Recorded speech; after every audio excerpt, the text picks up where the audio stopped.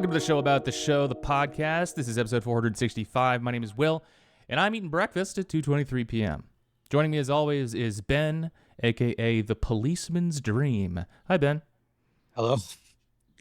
What's up? And of course, Atticus is here, who has a little dog. Hi, Atticus. Hey now.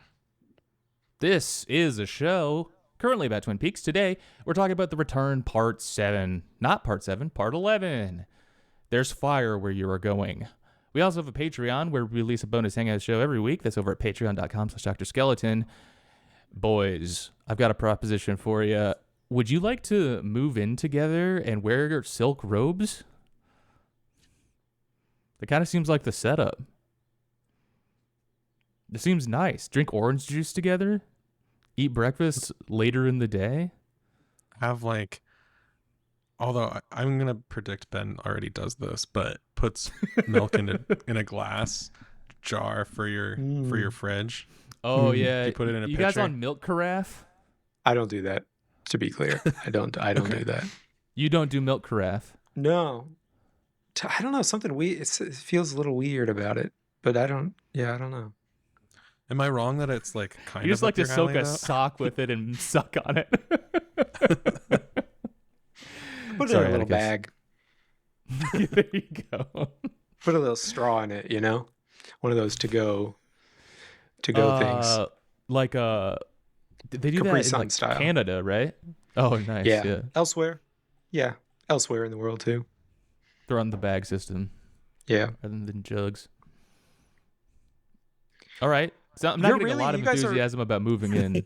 Because you're the silk robe encouraging. thing. It took me a minute too, but now I realize you're encouraging all the comments that we get every single week saying some version of, am I watching the same guy 3 times? Fuck you. Acting like you never seen 3 white boys with thick glasses before. It's Only like this is Twin Peaks. Only 2 of these guys are brothers, and it's not me. So leave me out of it. Well, that means we have an excuse. What's your problem? You copycat? What's going on, Ben? You guys copied me. We talked about that last week too. We have no choice but to look alike. You, on the other hand, could look any other way, and you. I really don't think we look that similar, folks. Come don't on, leave that I comment. see what they're saying. I get why they're saying what they're saying. I don't love the comments myself. Take off your glasses. None of us. Well, look the same if we take off our glasses, we all have identical glasses. We all have brown hair. I don't have brown hair. We're all well over 6 feet tall, all of us, and yeah, I totally get it. You're also throwing me under the bus on that one.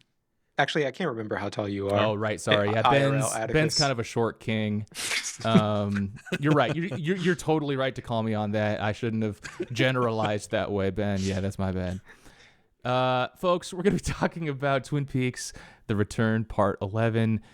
This is subtitled, There's Fire Where You Are Going. Sounds like hell. It's a less description. Oh, sorry. On the description, it has you as a hyperlink, which is a very intriguing click. It's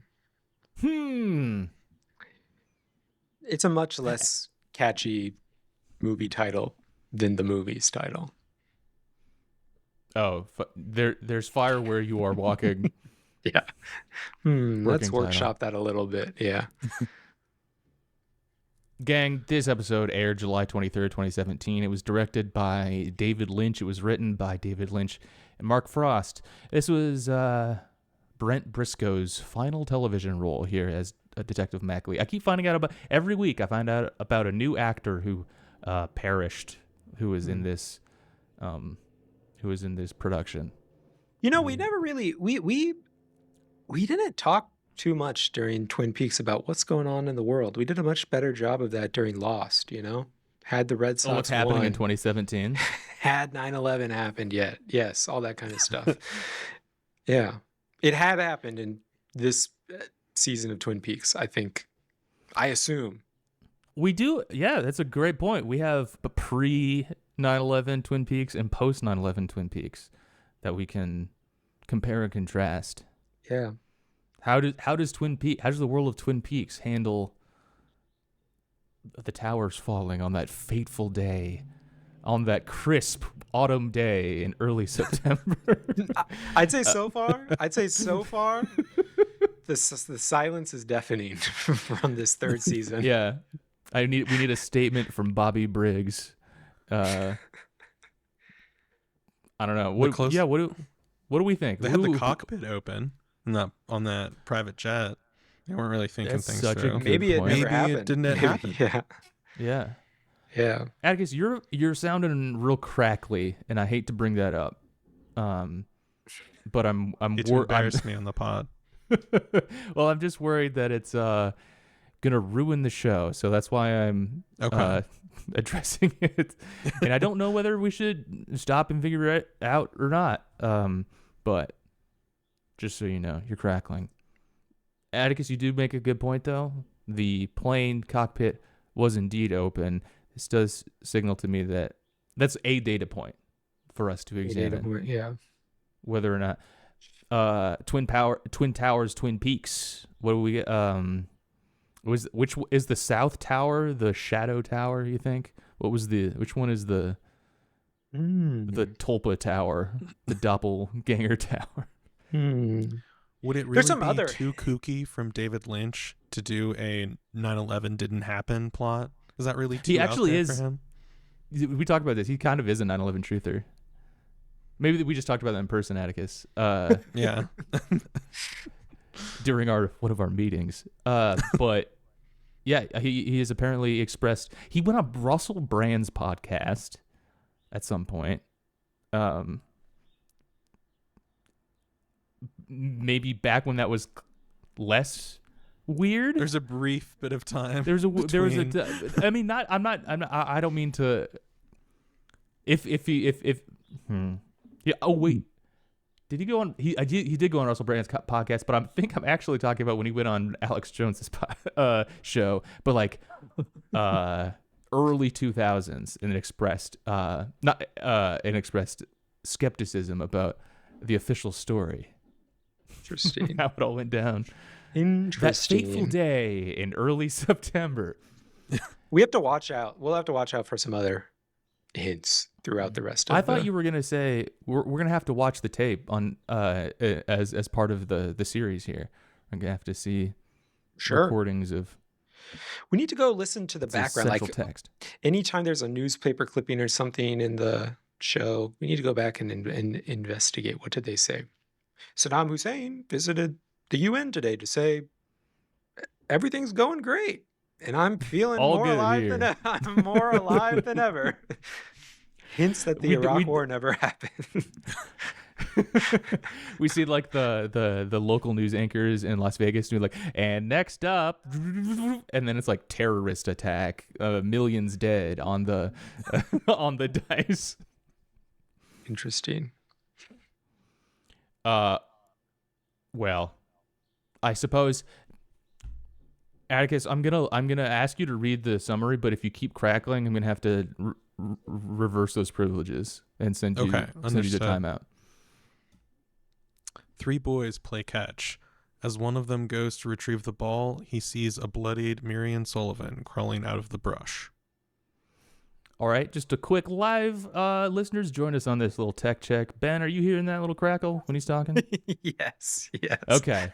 All right, So, sorry, I don't know what Atticus. to do. You're gonna go sit in the corner. Well, no, you're all right. I think it's all right if you chime in. I just want to address it. I want to let listeners know we will be docking his pay for the episode, and this is kind of like a public accountability sort of thing. Thank you for calling me out. Yeah, and his supervisor, aka me, will be taking over the reading the summary. But please chime in with your comments. Atticus, don't take this as a signal to not chime in. This is just merely we're going to reduce the amount of crackling that listeners may end up receiving in their ears. I don't want to like restart the episode if that isn't that clear. We've already been doing it for like 3 minutes. Yeah, let's go. Yeah. Catch. It's the noblest game. I remember catch It was my favorite pastime as a child, in fact. Maybe not my favorite overall, but like sports related activity. I loved playing catch. It was a lot of fun. I had two brothers though. You guys only had each other, so you only had. I know this kind of catch very well, where it's littlest youngest brother, chill out. We'll underhand toss you the ball once every 50 throws or so, so that you That's don't how go you would do it. cry to mom. Yeah. Here you go. Or sometimes throw it into the woods, throw it into the cornfield. In my case, Matthew, go get that one. That was for you. You missed it. Like a dog. Don't get lost again. When we would play catch with our dads, we did 3-person catch sometimes. But I remember it being a like there was a lot of like I don't think managing us. Yes, we couldn't have handled going back between us. Exactly. It would have been a problem instantly. So there was a lot of like, we weren't allowed to throw to each other. So we would just throw to our dad in the middle, and he would like, throw to me, and then I would catch it, throw it back to my dad. My dad would throw it to Atticus. Atticus would throw it to my dad. I think I know the answer, but why couldn't you throw to each other? Various violent tendencies, probably. Oh, I see. Any number of things. It could have been either one of us who was perhaps a big dickhead constantly throughout our youth. Sure. Truly, though. Don't take Any number of us could have fucked that up. Don't take this the wrong way, but you guys you don't strike me as sports brothers, sports family. Thank you. Sports family in general. Like I don't imagine. I know that you guys played baseball, but I guess I don't imagine you guys like sleep over with your friends together. Watching the Iowa game. watching football, college football. Yeah, exactly. So you were fighting though when you would play, because we would play sports competitively with each other, catch and what was it called? Actually, not pickleball, but pickle. Do you know what pickle is? That was a good 3-person When game. you get caught in the pickle, you try to make it to the base, like a running exercise. Yeah. Yes. Or base running exercise. We do that a lot. Actually, we did that when we were pretty old. We were still doing that to each other in like high school. I mean, it's a valuable skill if you're going to take the field at any point. I mean, maybe it would have been better for our burgeoning brotherly relationship if we had the outlet of competitive sports for our animus. But we didn't really do much sports. You've called each other bow and arrow kids before, which that does sound more like it. You guys you're playing in the yard, but pretending to be Lord of the Rings guys or something. I'm guessing elf behavior for sure. Yeah, is what was happening. Yeah, we was staring daggers. Nice, dude. All right, sorry, Ben. Go ahead. We did a lot of one-on-one basketball, one-on-one tournaments and stuff like that against each other. Yeah, we would shoot hoops. We had a hoop to shoot. The driveway was all messed up though, so like it was crazy rogue bounces constantly. Walking down your driveway now, I recognize certain cracks and still think like this would be a far or this would be an impressive shot to make if I made it from here.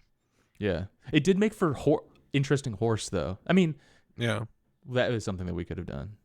I guess the bouncing isn't that. Yeah, horse is the one basketball thing that's way better in the yard compared to at a basketball court or something like that. Yeah, just get like a weird map to play horse on.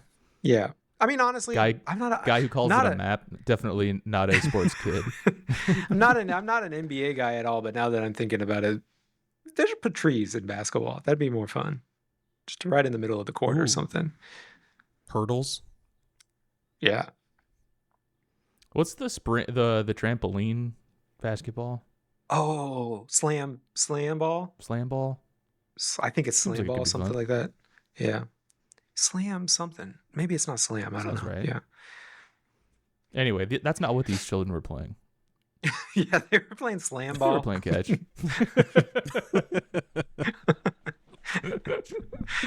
They were playing indoor arena football. And then they're playing XFL or something. I don't know. Oh, wait, it's me who reads it now. I'm just like waiting. Becky receives a frustrating call concerning Steven, then begs her mother for her car. She takes a pistol from beneath the couch and Shelly arrives. Becky quickly runs to the car with the gun and starts driving with Shelly hanging onto the hood until she is flung off. Carl sees her and whistles for Bill to ride back into town. Shelly calls Norma asking for advice and is advised to call Bobby. Carl contacts Maggie, who patches them through to Bobby. Shelly tells him about the situation. So a lot happens here. In fact, that's a big thing in this episode. I feel like we get long scenes. They're not. We're not in a bunch of different locations necessarily in this episode. We get a number of pretty extended things that are happening in a particular location now. I like Shelly's car quite a bit. Car spotting. In very good quality for being I'm going to ID that car as an old car. Let me guess, actually, Oldsmobile. It's got like an Oldsmobile vibe to me as a non-car guy. It could be. I couldn't tell if it was like if it was the like more like a family trim of the Cutlass or something, but brown cars, don't see a lot of those you don't. It's either. A good color for a car, I think. I kind of disagree, but okay. Becky's got the drift moves. She whips that thing around. Very exciting. Dupes out her mom. Mm-hmm. We've all done then this. You've got to be excited about this scene. Shelly's shoes fly off. God.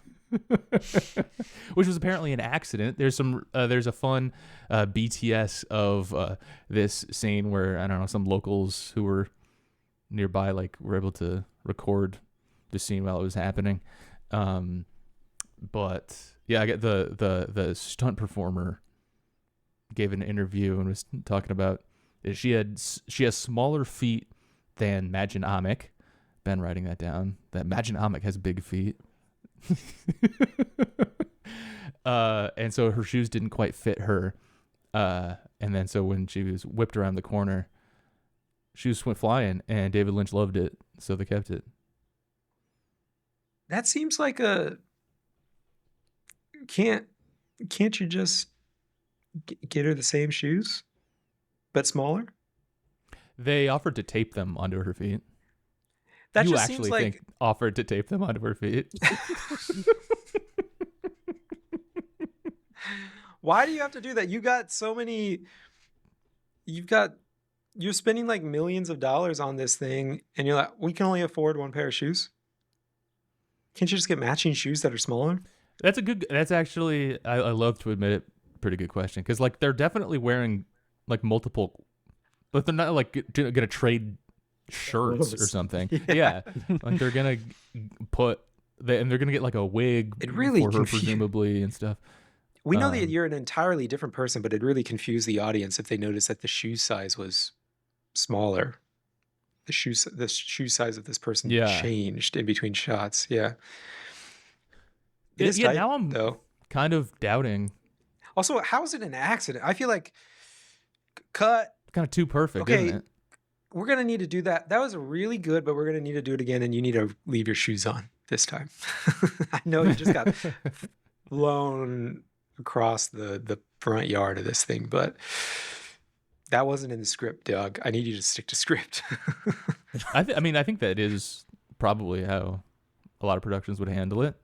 Like if it wasn't, I mean, you do lots of takes of stunts until you get it right sometimes. Jackie Chan going down the pole in Police Story 1, and they're like, dude, your fly was down. Could you do it again? I feel like Jackie Chan's like a major exception to how stuff works. Yeah. But also, yes, if they had a shot where the stunt person had their fly down, it would be better to do it again. I don't know. I didn't want to make him do it again. We're just gonna have to keep the hog in the picture. Why wouldn't you just write around it though? right before Jackie jumps. We just get an insert of him. Why wouldn't you just do that? Yeah. Why? Yeah. I think you know why. Carl's whistle. He's got a whistle that he keeps on him at all times to summon Bill in a VW bus. Which I gotta say, VW bus has to be the episode of the car of the vehicle of the episode. He's got his whole like operator situation room on wheels going on in there, where he's got like the radio where you can contact the police and everything. I loved like this little bit of Carl lore. And okay, last week I guess I made a big point about Fat Trout Trailer Park was located in Deer Meadow, and now it looks like it's located in Twin Peaks. This means that this is a malleable geography in our brains and all this. This week we see a better view of the sign, and it says New Fat Trout Trailer Park. So he literally did just move to Twin Peaks and run back the same business. So nice. The whistle thing is pretty cool. I was kind of laughing to myself about that, like it never works like that. It wouldn't work like that. And then I realized, I looked over at my watch partner, Bong Bong, and realized it do be like that with a dog. You can just whistle at your coworker if you're Carl, or anyone in the world with a dog knows that you can just do like one hand sign and your dog will also go fetch the car and bring you the car or whatever, I didn't end up teaching my dogs that trick. That's seems like a missed opportunity. If Bong Bong can drive a car, that's great. Can we get a phone ID on Shelly? Seems like she's got an Android of some kind. Couple Android like phones. An HTC or something. Could be an HTC One. And we've got Android. Norma had a Samsung. Yes, Norma has a Samsung, but with iPhone sound effects. It's another twisted wrinkle in the tapestry of Twin Peaks. How dark Things will are he just go? a little bit off. I was somewhere. Oh, I was at Costco yesterday, and there was some sound on a thing. Somebody, what were we looking at? We were looking at something in one of the aisles in Costco. Oh, it was like lights, and I pushed a button, and it made like a sound. And somebody said, that'd be a good ringtone. I was thinking, people set their ringtones still? I thought you just get the one that your phone comes with these days. Yeah. Also, or like it's a light in Costco. Good ringtone. Is there any way you can approximate the sound? Because this is all riding on. I don't remember. Maybe it was. No, it was just like a thing. I was really thinking like you're either a weirdo or you're like Brian Eno or something. You got Brian Eno mindset. Just hear like a knock on the wall and like, that'd be good. Startup operating system startup sound. I'd love to hear that same sound 1,000 times in a row. Becky enters an apartment building and is told that Stephen just left, and she fires the gun at the door several times. Stephen hides from Becky in a stairwell next to Gersten Hayward, which I don't think we're supposed to know who that is yet, but got ourselves a Gersten. This is a scene where many people are calling 911 to report this shots fired incident, and we get the operator saying, "Oh, it's already been reported." So, listeners, on the way, remember, don't call 911 because someone else already probably did. You're good. You don't want to jam up the. Yeah. It's actually a crime if you do that. Sorry, I'm really sorry if you to call. think someone else has already called. Gotcha. Yeah. Doubling up. First one is welcome. Second one, straight to jail. So Becky's on the warpath, big time. She's big mad, and she's probably on the phone with like a friend who saw Steven and Gersten together, something like that.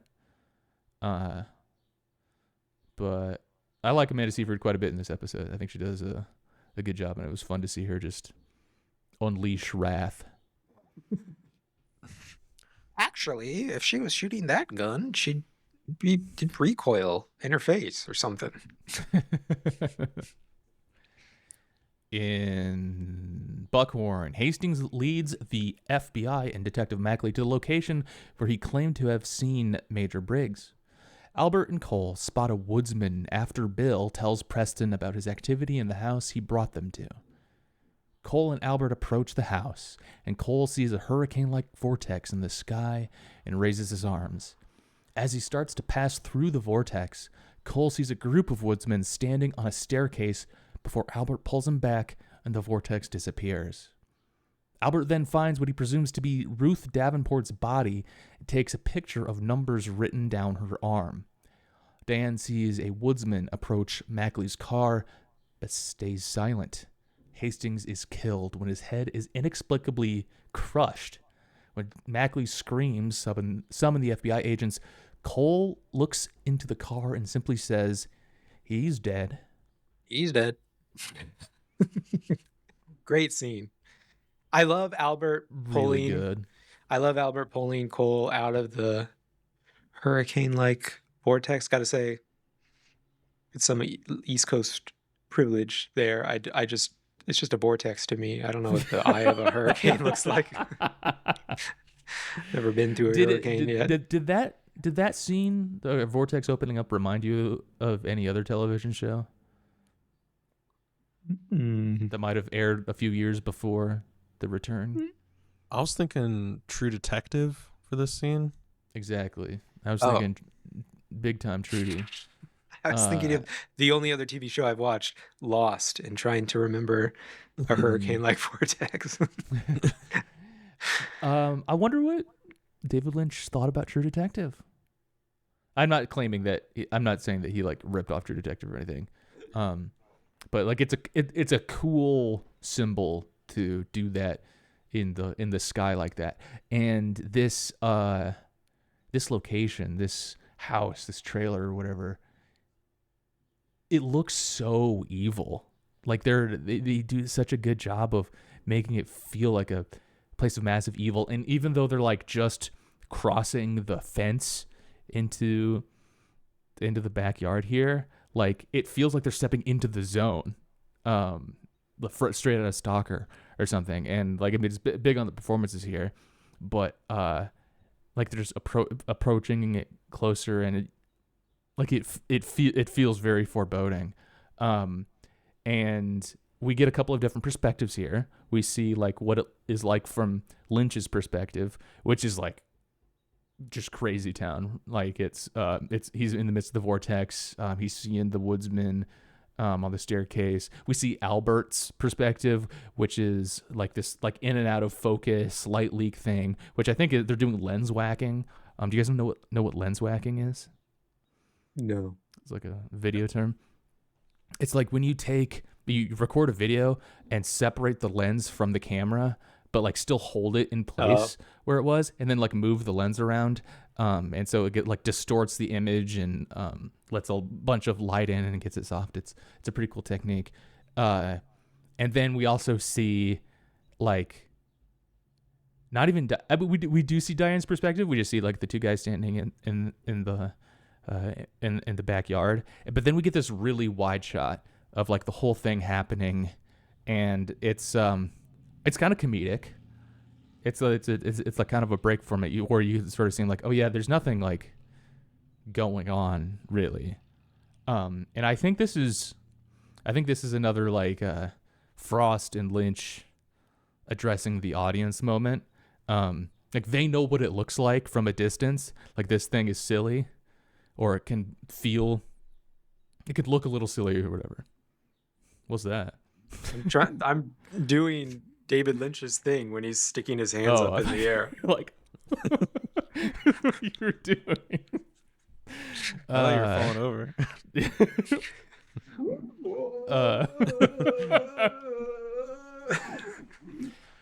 If you're just listening to the podcast, you're missing Ben's O face.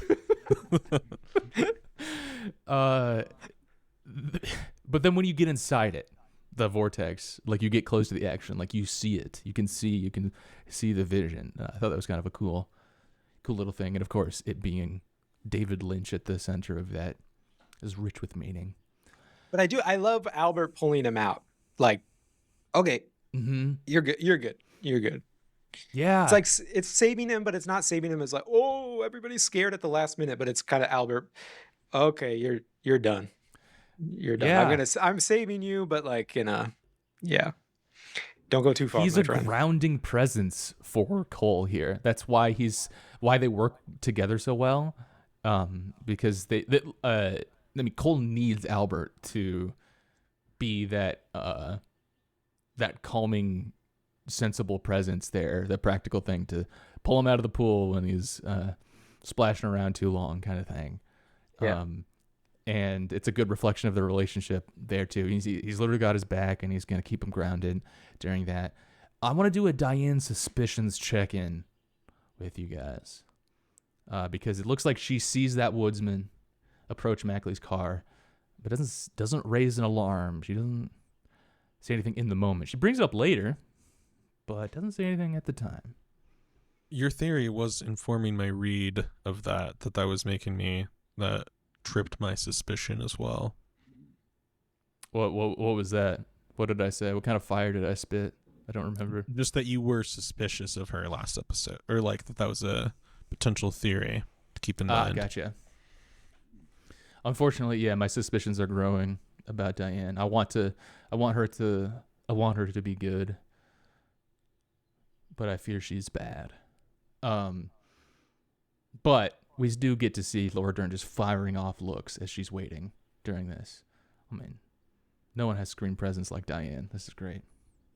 We see her Samsung phone. They're on Sycamore Street. You guys catch that? And Brent Briscoe, Mackley, when he's shouting, "Oh my God!" when Hastings dies. Really funny. Really guttural too. They're good screams in Twin Peaks. And this was some good yelling. Good yelling later on. Coming up soon too. Yes, there is. Yeah, I loved this scene. This was such a good. Ben, you were totally right with how good this scene is. Anything else on this before we move into the Double R Diner? All right. At the Double R Diner, Bobby, Shelly, and Becky discuss Becky's situation with Steven as Norma listens in. Her parents advise that she leave him. As Shelly and Becky embrace, Red comes to see Shelly, and they plan a get-together. A gunshot suddenly rings out, and Bobby goes to investigate, seeing that a child inside of a van had shot it. Deputy Holcomb comes to take over the situation. Bobby investigates a woman's car after she repeatedly honks, finding an angry woman and a sick girl inside. Okay. Another great scene, I think. And another great scene that is unexpectedly 2 to 3 times longer than you thought it might be. Like, there's just like another like act of what happens here, where it kind of seems like, oh, okay, this scene is going to be about Bobby and Shelly and Becky, like talking about like the relationship here. Mm-hmm. And then it turns into an errant gunshot and like the reaction, and then the subsequent investigation. And then it turns into there's like someone honking a lot in line. And there's like somebody who's sick in the car. Really, really wonderful scene. Sick is really underplaying it too. Person is alien-esque. Damn Zambi. Yeah. Yeah, they're like dribbling soup out their mouth or something. It's freaky. Yeah. Guys, Amanda Seyfried is so good. She's so good in this scene. Amanda Seyfried and Imagine Amick especially are so like phenomenal performers here too. I can't help but still look at Bobby like he still feels like a teen or something. I still see teen Bobby in his performance. He put a leather jacket back on for this scene. Mm-hmm. How do you guys feel about this conversation? And I'm especially curious about Atticus's take. I'm just wondering like what everyone's situation is. It was interesting like having it be like mom always gives her money like for things, and it like dad, it was like they've been very separated for a long time or something. I'm like interested what's happened in the 25 years, you know? Yeah, I'm getting the sense that they didn't really stick together. Like they might have been broken up by the end of the original series, frankly, and that Becky was born soon after, and that they probably co-parented by, well, whatever. They probably grew up together with this kid, but they probably, I don't think they lived together. And they've kind of reached a maturity in their relationship here where, yeah, Shelly's like, she doesn't want to call Bobby, but she will, and like it's just important. It's about Becky, and then they will go deal with that. I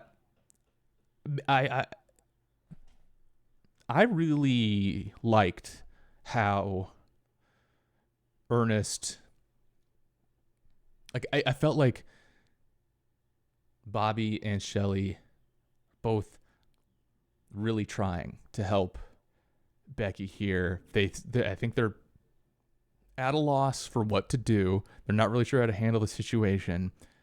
But I think they're mostly doing the right thing, from what I can tell, where they're not. They clearly don't like Steven. They don't want her to have anything to do with Steven. But like they're not gonna like cut her off from support as a way of like stopping her from seeing him. I don't know. It seemed the scene was so good because it seems like they reach this point where Bobby, says like, okay, I'll pay for the damaged door, but like on a condition, like you gotta leave Steven. And they're like, look, like it seems like they're reaching kind of like a mature, wise, like way forward in Becky's development here, and like maybe protecting her, and the three of them can figure this out together. And then, and Imagine Amick as Shelly, like she really tugged at my heartstrings here. I think she gives a great performance. She's like crying and like hugging Becky here. And then Red shows up, looks through the window, catches her eye, and my heart just sank. Thinking, oh no, that's her man. That was close up magic guy. And we see the cycle, the pattern. Becky is falling prey to the same pattern that Shelly did, and Shelly's not even out of it herself. She is still running around with people who ain't good for her. And that was tough to see. Where like, you can see it in others, but you can't see it in yourself. She's still like, oh, I'm gonna go see Red. She turns into like a teen again there or something. I don't know. I feel like there's maybe reads on this scene that is supposed to be like oh, Bobby and Shelly are bad parents by the way they're handling this. But I think that they're trying their best and doing pretty good with it. I don't know. Kind of going out on a limb there. Especially like when you consider that it's Bobby and Shelly, like, yeah, that we saw them as young people, like not making good decisions at all. Like, and they're from a small town, and Bobby's a small town police officer. You know, like, doing well is not in their DNA. Yeah. Shelly never got it. It seems she probably got into that relationship with Leo like while she was still in high school, and then like dropped out of high school to go be Leo's wife, and then like she never got a chance to like really be like a young adult really and figure out her way in the world. She'd always been dealing with either Leo and then suddenly Bobby, and then now she's in charge of raising Becky. And you know, I think Bobby's situation is less tragic, but he stuck around, it seems, and eventually got his shit together. But I can imagine like that was probably not a clean journey. He doesn't strike me as like the guy to instantly step up in a moment like that. Maybe he was. I don't know. That'd be cool. But he probably. It doesn't seem like Shelly's parents are in the picture, but I bet they don't have a high opinion of Bobby. I don't know. Oh, and okay, so let's actually like talk about what happens next in this scene. But like there's just a gunshot that truly randomly goes off. Like it was an accident, an in-universe accident too. It was just some kid who was playing with a gun in the van, and like that was a really well-handled scene too. Like the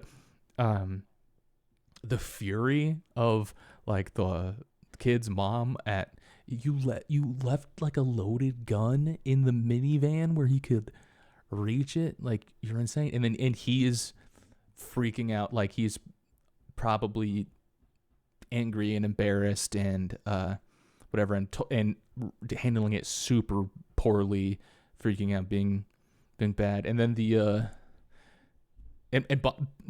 Bobby gets the gun from him, right? Yeah. And then asks for their IDs.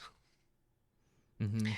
And then there's these two very cool back-to-back shots of like the Bobby noticing the kid standing kind of sideways, I guess at the door, looking a little sullen or whatever. And then he looks over at the dad, and it's sort of the dad mirroring the same behavior of the kid too. It's just really great and really off. Yeah, we and throughout this scene we get some like the whole scene. We see Becky and Shelly's like intergenerational reflections and patterns here, and we see like Bobby get to see like that reflection happening here, and maybe he sees something with his upbringing or something too. The way that this kid's standing there, he's stanced up, and he's kind of pulling off a crazy fit as well. Gotta say, the gun child is pretty calm. I gotta say, for having gone through that. And meanwhile, throughout all of this, ever since the gun went off, I thought it was a car alarm, just like, you know, the way a car alarm might be triggered, because it's just a constant honking. I guess kind of an irregular pattern, but, you know, pretty consistent. Turns out there's just somebody right behind the van, woman just laying on the horn the whole time. It's so crazy. It's a Tim Robinson arc. No kidding. Yeah. And Bobby's like, ma'am, stop. And he goes over, investigates, and she is like freaking out. And like, we're late. We need to get somewhere. I can't believe it. Why is nobody moving? She's shouting. I assume this is the shouting that you were referencing, Ben. Yes. Yeah. And then that sick kid just starts drooling in the passenger seat. A very strange way to end this. Kind of pulls itself up. I'm going to say itself because it does feel like a zombie or something. Creature, kind of from the floorboard of the car and then over into the woman's lap towards Bobby, and it's like green goo coming out of the side of its mouth too. Really. And like gross. Getting on the woman who's driving the car, who's just like, yeah. And not doing anything else about it, but just getting dribbled on there. He's just grimacing. He hasn't really moved, but he's just anything. Yeah. Mm-hmm. What a scene! God damn, what a scene! Hawk and Frank discuss and this scene's over. That's how it ends. We don't see like what happens with that kid. I assume we won't. I hope we don't. That was just weird. Hawk and Frank discuss their destination given by Major Briggs. While looking over Hawk's map, Frank focuses on many mysterious symbols, including a campfire and black corn. Hawk says the fire represents a modern-day utility such as electricity. The black corn represents sustenance, and the two can be combined to create black fire. Frank also inquires about a bizarre symbol hovering above the mountains, also found on the doppelganger's playing card and on Mr. Briggs's message, but is advised that he does not want to know about it.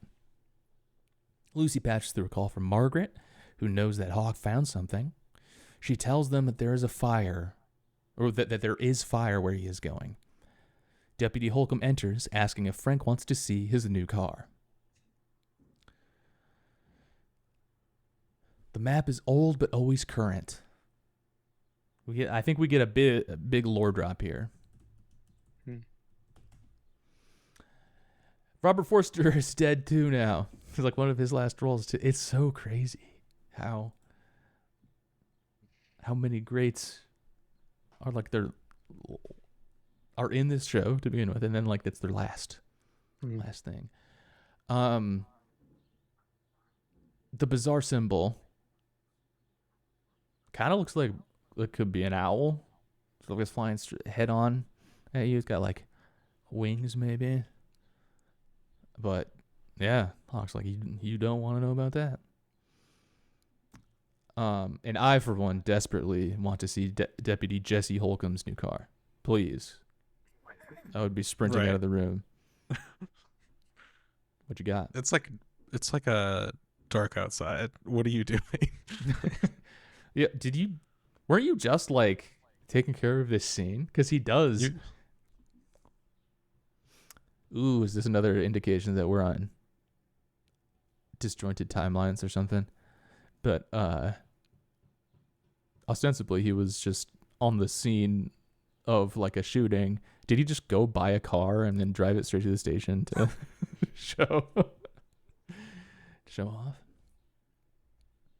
Is there any like I didn't pay as close to attention to like the lore symbol stuff as I probably should have. Is there anything that you guys want to call out about this? Like the intention behind fire, black corn, we get, we're reminded of creamed corn. We're talking about electricity. What do we make of this, guys? I would say this is a scene with a lot of lore and deep meaning, like you've called out. And that's not really this podcast's lane really to understand any of that. We'll keep going to more screaming and hijinks. That's more of what we can comment on. Oh, wasn't it weird that he did that? That's kind of more our territory, yeah.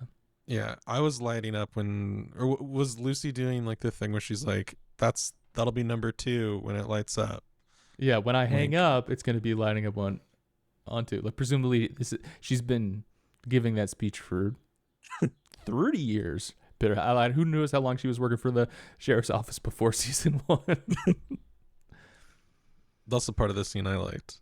No, I think the lore stuff I just at this point let wash over me a little bit.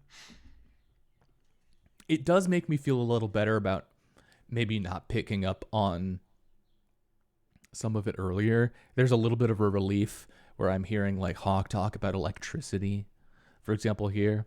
Like, okay, that's where people are getting this. Like, then they're going back and reinterpreting text with that in mind. I wasn't necessarily missing it. I mean, I did pick up on it, but I wasn't watching for it since the first episode, for example. Gordon's hand shakes and he requests to see Albert's photo of the coordinates on Ruth's arm. He asks what the coordinates are, but as Albert answers, they are interrupted by Preston and Mackley bringing donuts and coffee. Mackley tells them that the body was confirmed as Ruth's, but there was no trace of Briggs's head or any leads on Hastings' death. Gordon and Albert tell them about the woodsman, whom Diane says she might have seen exit Mackley's car. Gordon describes his vision of the dirty, bearded man.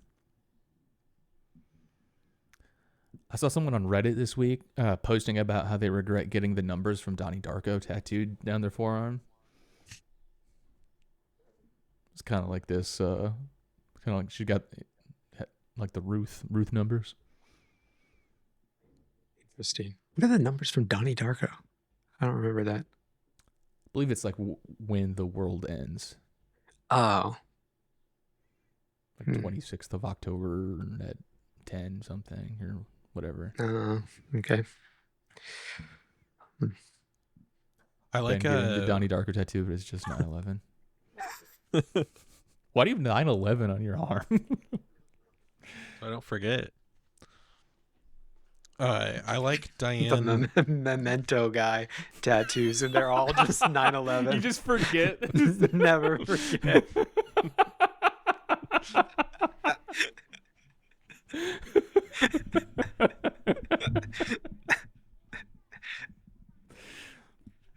Very good. So Diane says something like, I think I saw this. And like they ask us a follow-up question. She's like, I said I think. I could have been wrong. And I admire that energy. Like when you like put in a lot of work to craft that you like basically don't know anything other than what you're about to say. Like I think remember something about maybe we should go this way. Any follow-up questions are like, I said all I know. That's it. She desperately wants to blast cigs.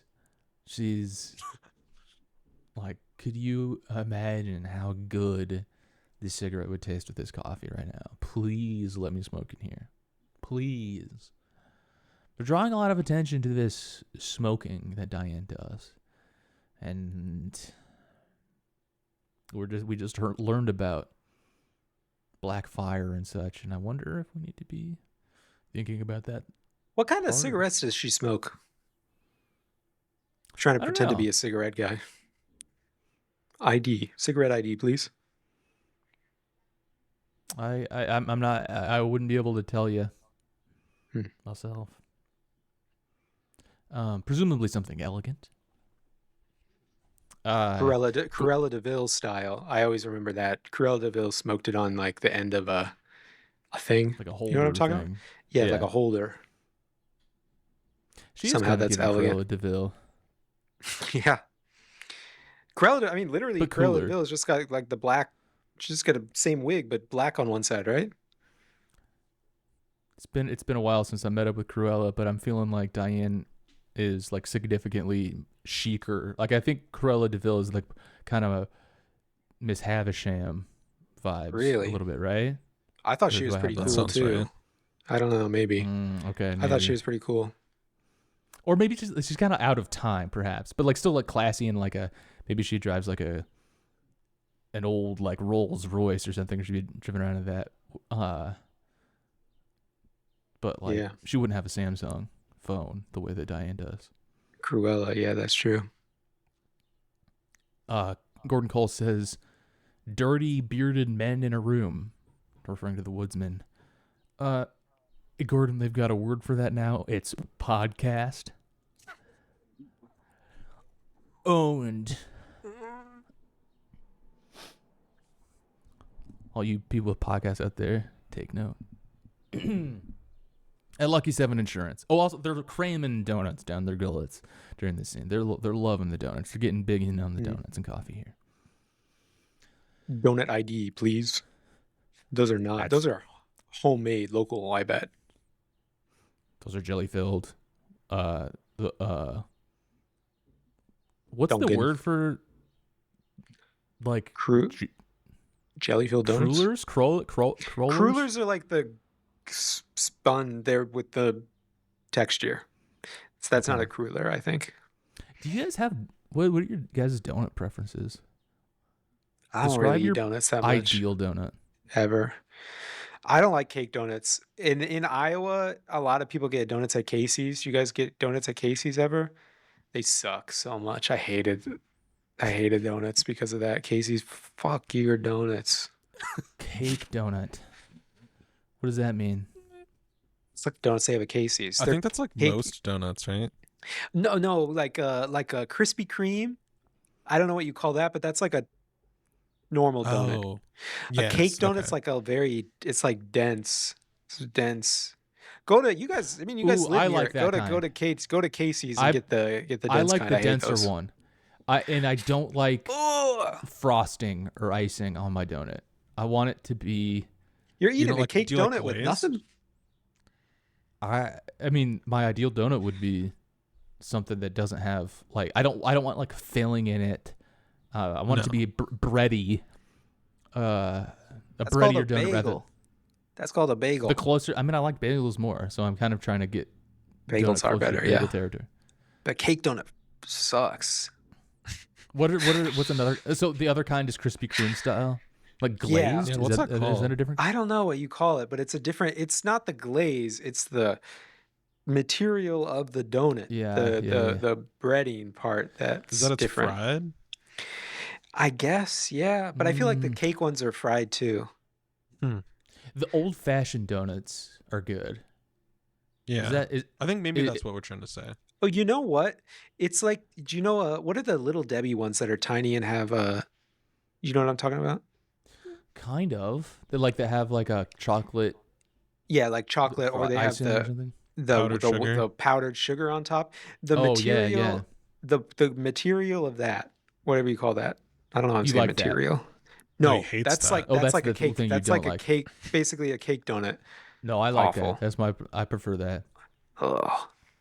I mean, I don't like those donuts. But you like prefer those, that like kind the little of Debbie donut. ones. But like like a like from Greenbush Bakery in Madison, like that when they do like a cake donut, it's good. Would you what are you having with a donut? Is it coffee for sure? Yeah. Is it orange juice? Milk? I have milk. Yeah. But yeah, I'm not really doing many donuts. I feel like donuts are something that like coworkers bring in. That's mostly where I would be. Bagels so much better. Yeah, bagels. It's true by far. And you can still get put some like a honey you can load up nut sour cream sour cream. That's what I'm trying to say. Cream cheese on a bagel. Like, it can still have a sweet treat for a bagel. Like, you put anything on a bagel. Yeah. You have a blueberry bagel? Didn't I message you guys? Good stuff. Did I message you guys about the most evil bagel order I've ever seen recently? I believe you did. Please. I went to the bagel shop like 2 or 3 weekends ago, let me know if I'm misremembering, but I think I remember the important parts. Somebody behind me ordered sausage, egg, and cheese bagel on a rainbow raspberry bagel and then a blue Gatorade. I'm going to say this with all the love in my heart. This is Atticus order. Big time. No way. No? Okay. I know you're a fiend for some fucked up flavors. And scooped. Do you guys know what a scooped bagel is? Yeah, you just rip out the bagel. Yeah. You just want bagel crust. Bagel skin. Rainbow raspberry scooped. I'm having trouble picturing what rainbow raspberry. Presumably it's sweet. You know what I don't even remember what a rainbow tastes like. I think it's just the coloring, to be honest, isn't it? It's just like a regular guy bagel who that's can't remember colored. the taste of a rainbow. Right. Guy whose magic has left his life. I can't even remember. I can't even remember what stars look like. The sound of laughter. Can't think of it. Wait, I don't know what rainbow flavor is. This is new to me. It sounds sweet, though. I don't think it's a flavor. I think it's just a regular bagel. But the point is, it's rainbow colored, so it's like pink and yellow and blue and orange. It does look like a rainbow. If you look up Google a rainbow bagel, and you'll see it. I'm sure. But the flavor is raspberry. It had this. Okay, normally there's a rainbow bagel, but then this one was a rainbow bagel with raspberries in it. Because there's also a raspberry bagel. Yeah, we're a couple layers deeper than I'm able to track, but this is an insane looking bagel that I don't think I would order. Not because I'm deeply conservative, which I am. No, I'm just I don't like I know. It's too bright for me. I would avoid that. Anyone would get that. My lizard brain is kicking in or something. It's like a bagel that I feel like I'm pretty sure it doesn't taste like anything other than a regular bagel. So that's why I think it's a bagel you would give it's like a second grade girl on her birthday, whatever birthday you have in second grade or something, you know? Like, it's not something you order when you're in a hurry. Yeah. It's not or you're just trying to eat. It's to make a statement. Yeah, I think I'm following. It's for Instagram. It's not for breakfast. Yes. That's a great comp. I'd love to think of what the rainbow bagel equivalents are in other categories. Let's keep that going in our heads. I feel like you get a stupid drink, like a stupid cocktail. Like there are versions of that where you go to a dive bar and order Gatorade and vodka. No, I mean that's like a bad. Someone who orders that wants that. That's true. That's true. Yeah. But you order some I don't know, fancy, annoying, trendy cocktail. One the ones where they light them on fire or something like that. Exactly. Yeah. Pink and it's lit on fire. Yeah. Like asking the McDonald's cashier to do hopa with the cheese. Yeah. What is that? You never been to a Greek restaurant where they light the cheese on fire? Oh, yeah. What's the hopa? They say that? Yeah. It's that's Greek. What's that Greek for? It's I think it's cheese celebratory or something. Look out, the cheese is on fire. Interesting. Opa. Opa is a common Greek emotional expression used to celebrate, show enthusiasm, or express surprise and joy. It can also mean oops or watch out. All applicable here with cheese on fire. Or they do that with I went to a restaurant recently where they're trying to do that with the fajitas. Sorry, we've been 20 minutes deep on donuts, but I went to a restaurant recently where they're trying to light the fajitas on fire or something. I don't know. They're trying to light something on fire and it just wasn't working. But the couple tables ordered the thing that goes on fire and then this table does, and the poor server just she couldn't get it to flame up, and she was trying to like, perform through it. Like, it's not. It looks like it's not lighting up. Let me try again. Well, this usually works. Well,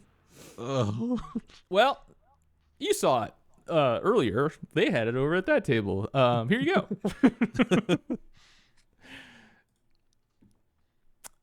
At Lucky 7 Insurance, Bushnell Mullins calls Dougie into his office, and Phil Bisbee brings him along with coffee. Mullins tells Cooper that his work has revealed organized crime business as well as corrupt police. Has revealed organized crime business as well as corrupt police. Organized crime business? Why does it? This seems like a strange phrase to me. Organized classing it up. Crime business. We're organized crime businessmen. Right. He says that the Mitchum brothers called him wishing to meet with Dougie, and Mullins prepares a check for the brothers to cover for their hotel, which was brought down by an accidental fire and not arson. Can I just take a minute to do a victory lap here? Did I call this or what? Mitchum's innocent? I knew it. They seem like gangsters, but they didn't do anything wrong. This is complete vindication towards... I don't know if you can say, though, that they're not gangsters. I don't think I'm saying that. I'm saying they seem like gangsters and could be gangsters, but they're not doing anything wrong. They could be the noble gangster. But they do things wrong. So far, nuh-uh. There's a lot of violence. There isn't. They had called in a hit. We But talked about that one they before. called it off. I don't think it works that way. I think it kind of counts for something. Maybe it was their first. They were dipping their toe into hits. I don't think so. But they called it. They don't and then they called it off. Well, I mean, I know they do this sometimes, but like, you're not supposed to let them do the hit and then be like, gotcha. You know? I mean, I'm pretending to be the feds or something like that, you know? Trap a gangster here. They've caught. Step 2 of 3 is done. They've called in the hit. Now we just need to wait for them to kill the guy. And then we'll have them finally. I mean, you're right. It's not a spot. Well, who did they call the hit on? They called the hit on Ike, right? Ike. The Spike, yeah. Yeah, I think they're kind of noble gangsters a little bit. I don't think so.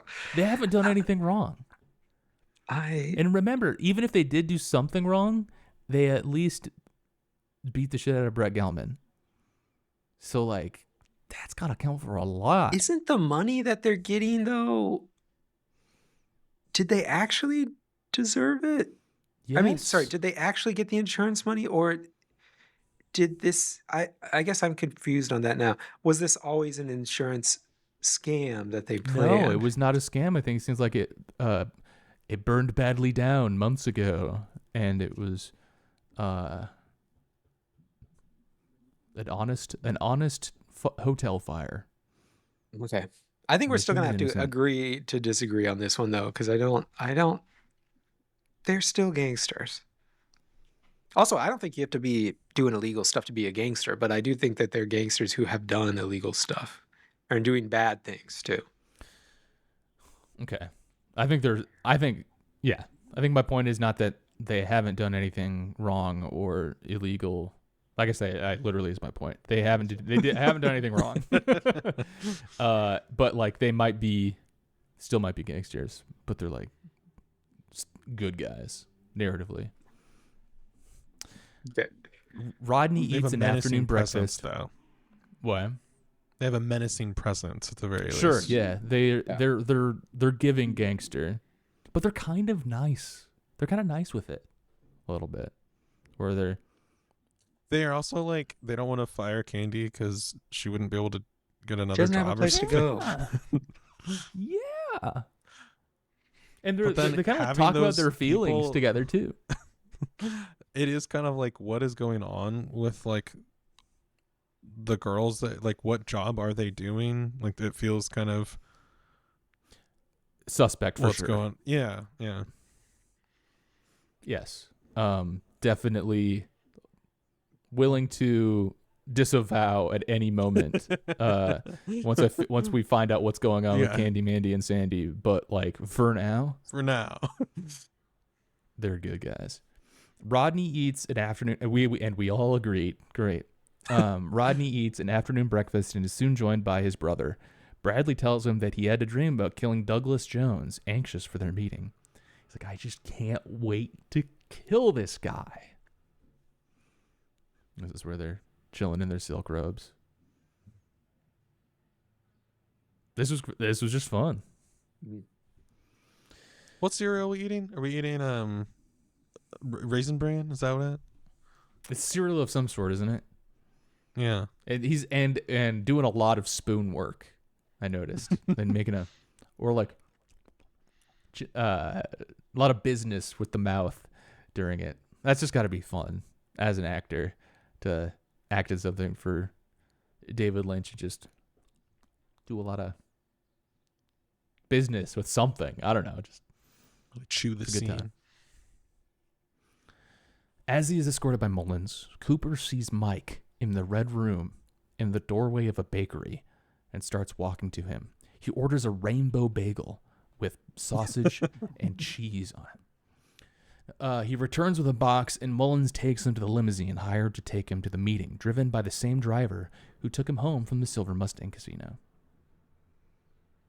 So we've got Mike in the red room communicating through dreams to Bradley Mitchum, and also and communicating to Cooper with an apparition here.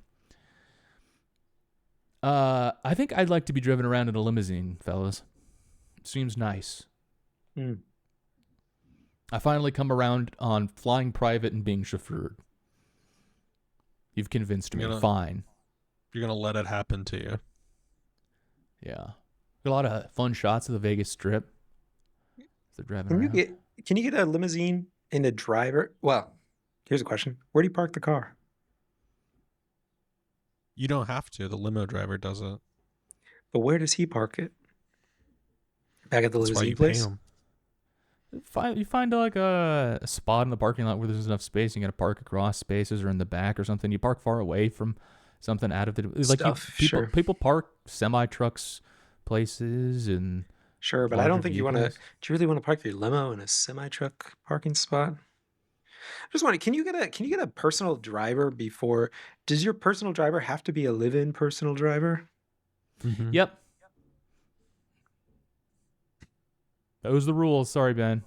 I know you want to get a personal driver, but you don't have the space for them to live in your house with you. Of course not. In Die Hard, we see the guy go hang out in the parking lot. Okay. That's true. You got to call him up a long time in advance. Probably have a schedule where like I'm going to be... Got to go to the store. Yeah. Yeah. Get your suit on. When did Paddock do his thing? 2014, I think. Okay. So we're in a post-Paddock world. Yep. Post-Paddock Vegas. I'm trying to think how you would show that it's not post-Paddock. Actually, the thing with Mandalay is it happened and then basically nothing in the world changed afterwards. So even though it's the largest mass shooting in the U.S. history, pretty much had no effect on anything. So unlike all of the other mass shootings that yeah. Well, nobody even talks about it except for us, keeping it alive on this show. Yeah, I don't know how you would know. I think I'd like to visit the desert someday. It's a beautiful landscape, the desert. I like to drive around in it. I've been to Las Vegas, but I don't think I didn't do the desert. Yeah. Atticus, you been out in the desert at all? I haven't been in the desert. Should go together. I went with my family went on a Desert boys houseboat. trip? We went on a houseboat in Arizona, and it was kind of like desert around the lake. But I think the fact that I'm on a lake means not really in the desert. No. I want to know more about the family trip to a houseboat in Arizona. Why was it like a? It was in high Were school. you hiding? It sounds like something you would do if you were going into hiding. No, it was for like a week. We got a houseboat with another family, and then did stuff on the houseboat. Hang out, you know.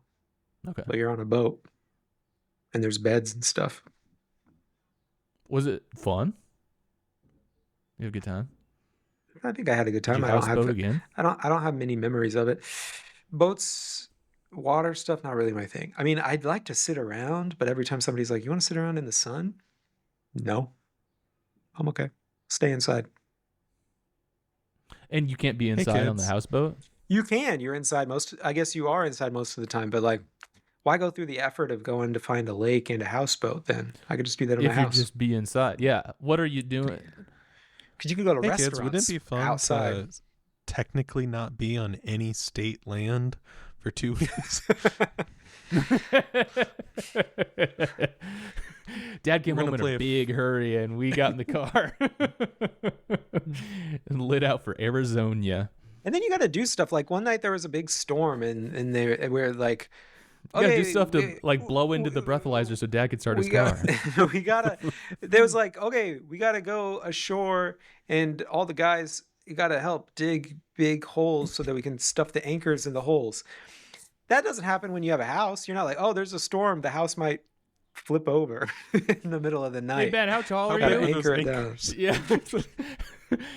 How deep should I go? How tall are you?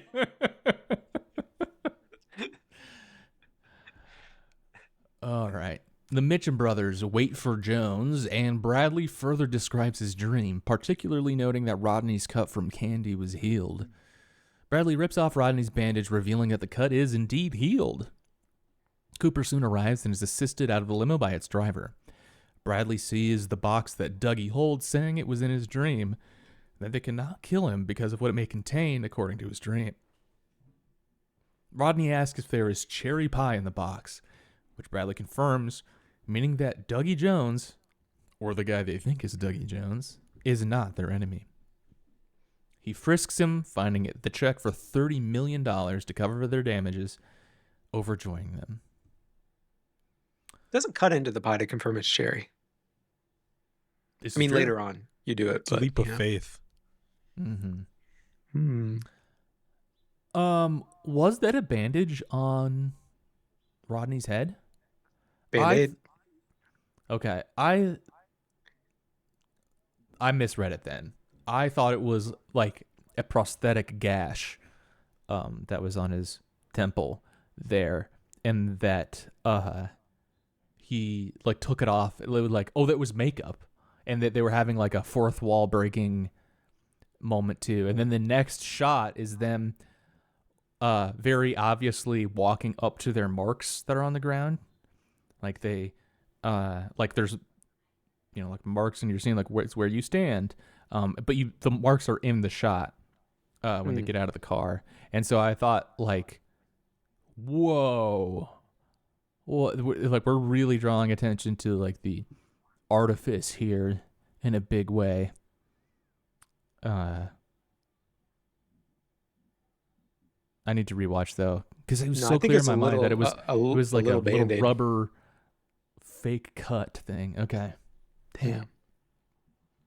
It has to be this one specific thing that's in the box, and if it's anything else, we can kill him. But if it's this one thing, we can't kill him. Another amazing scene. I loved this. Mm-hmm. I remember when this episode came out, a lot of these episodes actually, but especially this one, I remember people online and in person, people were coming up to me in person, shaking my hand, saying, "Jim Belushi, amazing. He's amazing. He needs to be in more movies now. Wow, never knew he was such a good actor." It was if he was pulling there, lots of phases. 2017, everybody was calling it. Oh, Jim Belushi, so good, so good. It's the year of Belushi. Finally, It is his time. The brothers take Cooper to dinner and toast to Dougie. Cooper takes notice of the piano player, who begins playing a piece as the lady slot addict from the Silver Mustang Casino enters with her son. I feel like there could be a better term for this person than lady slot addict. She enters with her son Denver, revealing that he had inadvertently helped her reconnect with her son and thanks him for it. Mandy, Sandy, and Candy are brought in, and Candy comments on the traffic on the strip. They have another toast, and Candy brings another piece of pie to Cooper.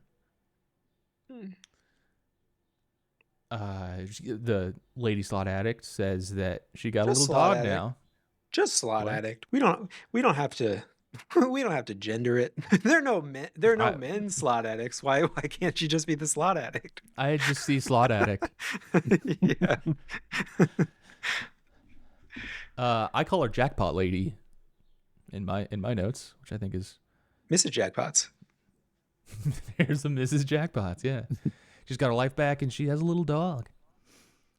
The Mitchums are telling Cooper every kid should have a gym set. You don't have a gym set? Fellas, what's a gym set? You know. Gym set. I think it's like a jungle gym. Actually, what do you call it? What do you call those things? We had one in our backyard. You know, with a slide and a swing set. What we call a swing set. Swing set. That's what I would. That's what that means. Gym set. Yeah, maybe that's a regional difference. I think of it as like, I think it's like a home gym, like some sort of home gym equipment. You gotta get a Bowflex for your kid, dude. Bowflex. You have a Bowflex? We even had one of those at the what's it called? What do they say? Orphanage. You even had a Bowflex at the orphanage. All the jacked orphans. And Belushi is pulling some amazing expressions in this scene throughout it.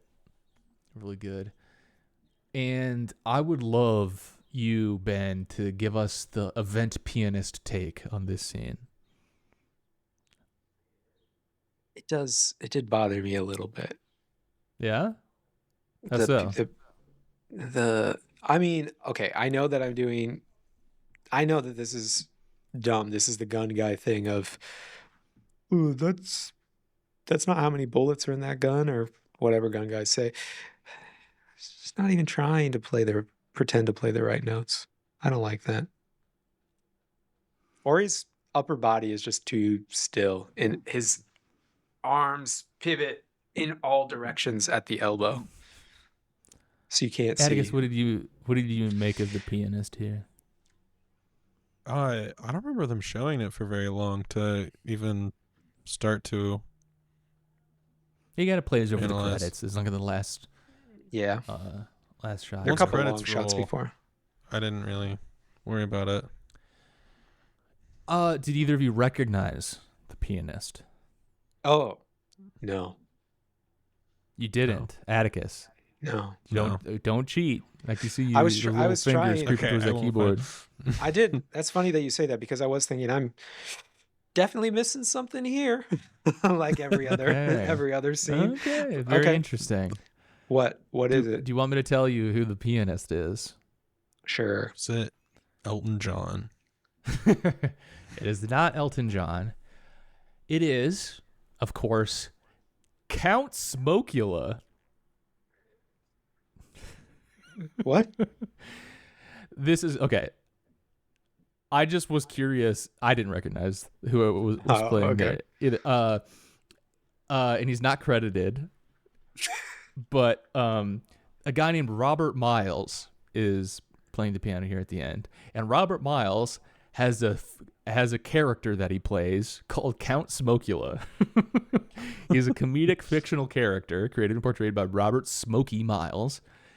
And let me give you a little bit of backstory about Count Smokula. As imagined by Miles, Count Smokula is a 496-year-old accordion-playing accordion-playing vampire with a cape and fez from the vaguely Eastern European nation of Smokesylvania. He has been described as the Bela Lugosi meets Jackie Mason and as a sort of Yiddish Dracula who plays the accordion and exhibits the longest tongue this side of Gene Simmons. The Count has a thick Smokesylvanian accent. He plays the squeeze box and loves to rock you like you wouldn't believe it. Music is his first love, and the Count Smokula Orchestra started up about 300 years ago in Glipsch, Smokesylvania, where he was greatly influenced by Shnada Shmulevitz, Smokesylvania's most famous singer. But he definitely doesn't suck, as he says, "I gave up fangs and blood 300 years ago. My doctor told me too much cholesterol." He subscribes to a belief in smokulism, a Validvide faith, revealed to the Count one sleepless night in 1997 after ingesting a rather large vegetarian pizza in the presence of the Russian Madonna. It is a way of raising one's thoughts up from the dirt and down from the clouds to live in the world as it is, and this national belief system of Smokesylvania can be achieved by just paying $10 for a certificate to become a true smokulist. What the heck? This seems somebody like David Lynch would be big time into. All the smoke stuff, all the smoky named stuff, it sounds like a PG version of like an old like Wiz Khalifa mixtape skit or something like that. Welcome to Smokesylvania. And I didn't read this out and pass over it, right? That at no point are we understanding what like the smoke theme is about in any of this. No. Like it's not like known for smoking a cigar or something. Okay. No. But he had like a public access TV show, the Count Smokula Show. Does he actually play the piano? I think so. I should have had him play you could have had a better arm movement. He is most likely the oldest member of the Rockabilly Hall of Fame. Most likely. He's 496. Who's older? Oh, sure. Can he just add anything to his bio though? Like he's like, or is he actually in that Hall of Fame? You know. True. Can you? I'm not gonna. I secretly founded should we Apple travel to the Rockabilly Hall of Fame to Where is it? Where is it? That sounds much better than the Rock and Roll Hall of Fame, though. It's probably like Anaheim, California. It's an organization and a website. It's in Nashville. Interesting. Okay. There you go. It's inactive as of 2018 because the guy who started it died. No one else was terribly interested in maintaining the Rockabilly Hall of Fame. That sucks. All right. We've gone very long in this episode, but this was a lot of fun. Superlative time. Who is your outfit of the episode? Amanda Seyfried, the jacket that I think she's worn before, but it's a good one. Okay. It's good. I agree. You agree? You guys know that she's in the Epstein files. She's I mean, her name is, you can look her up in the thing. It's okay. They're sending emails about Mean Girls back and forth in her name, but in a technical sense, she's in there. Gotcha. I'm gonna give outfit of the episode to Gun Boy. I think he was like camoed up in a chic way. Good man. My star of the episode is Amanda Seyfried. I think she gives us a very good performance. Possibly tied with Magenomic, but I want to give Amanda Seyfried her flowers. I feel like I need to give it to Smokemaster Smoke or whatever now, but probably Amanda Seyfried as well. Okay. I'm gonna say, can I give it to the Mitchum brothers? Sure. For their dual performance. Mm-hmm. Yeah, a lot of fun to see. Atticus, what are you going to give this episode out of 5? 4 stars. Okay. Ben? 4. I'm gonna give this episode a 5. This is a 5-star classic. I loved this. This is as good as any Twin Peaks episode to me. This was nice.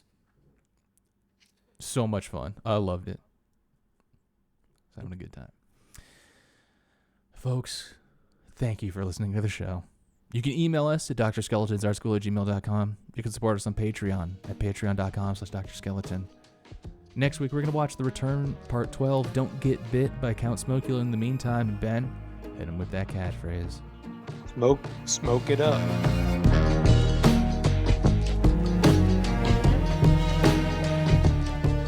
This is a brand new Extra Good podcast. Learn more at brandnewextragood.com.